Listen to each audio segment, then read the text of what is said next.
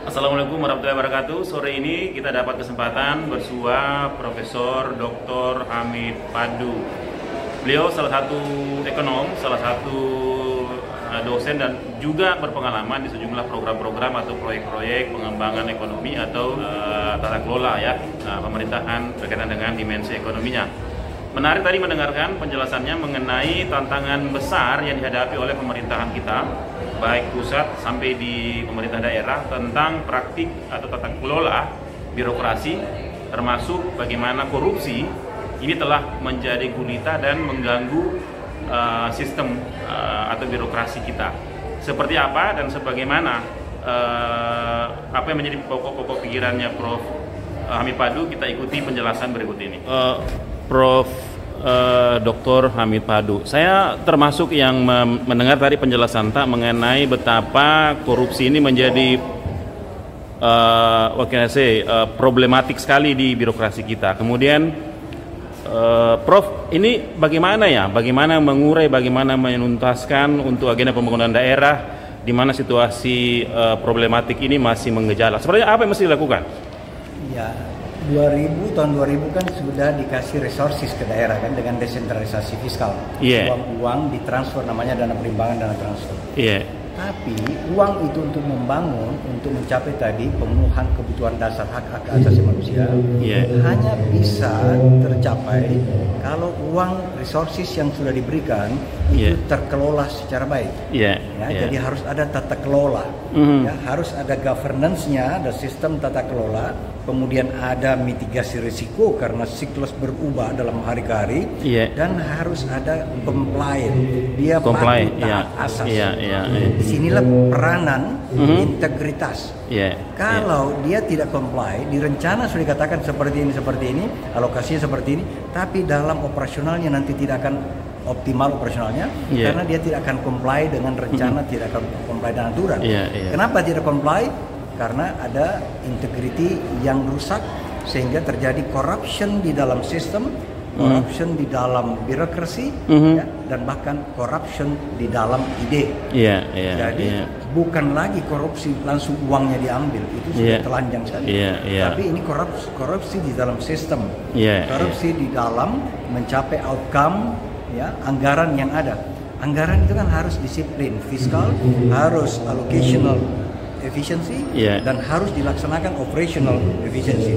Ini semua dirampok, tidak disiplin di dalam penganggaran, alokasinya bukan pada skala prioritas, bukan kepada skala yang akan menumbuhkan pembangunan Indonesia, bukan pada skala prioritas kepada pemenuhan kebutuhan hak asasi manusia, tetapi kepada kelompok-kelompok interest. Alokasinya kepada siapa? Ada kelompok entah di DPR, entah di mana, oke, proyek yang seperti ini bawa ke sana, sehingga outcome-nya pembangunan tidak tercapai. Tetap kemiskinan banyak, pengangguran banyak, dan kemudian kita menjadi negara yang terkebelakang. Prof, dulu perjuangan kita kan bagaimana kita punya perencana pembangunan daerah yang baik, yang efektif. Tapi ternyata tidak menjawab bahwa ternyata kita butuh leaders, elite yang memang able to do Nah tadi ini soal birokrasi, soal korupsi. Berarti dong elit kepala daerah ini harus makanya bagaimana proses demokrasinya harus benar. Nah, bagaimana proses demokrasi bisa memilih elit, memilih leaders yang benar? Bukan hanya dengan demokrasi suara terbanyak, karena tadi saya katakan calon-calon dikemas, barangnya barang jelek, tapi dikemas dengan media, dikemas dengan iklan, dia gini segala macam. Masyarakat melihat, oh dia bagus kulitnya. Jadi bukan lagi value yang kita lihat, tetapi bungkusnya value yang sudah dikemas oleh teknologi yang modern sekarang ini, sehingga mengelabui masyarakat.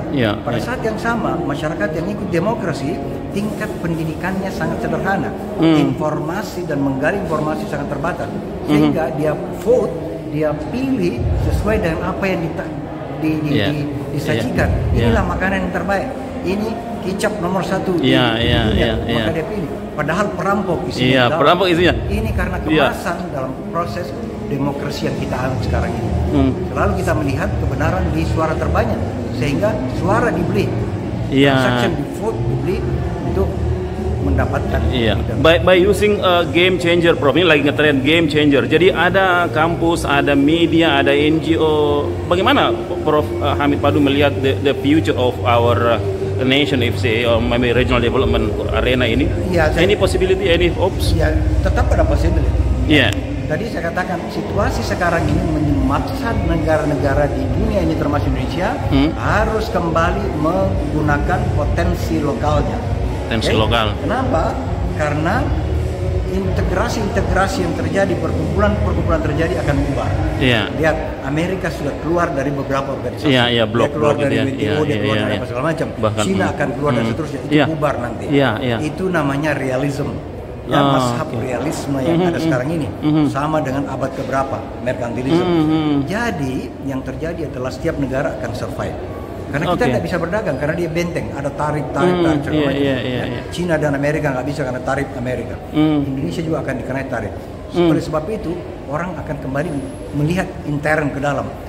Untuk menjadi hidup terbangun harus menggunakan potensi lokal, potensi diri kita. Artinya untuk survive harus kita bangun diri sendiri. Tidak tergantung pada luar, tidak tergantung pada utang dari luar, tapi resources kita yang harus kita bangun. Bangun Papua, bangun Sulawesi dan sektor pertaniannya, sektor industrinya.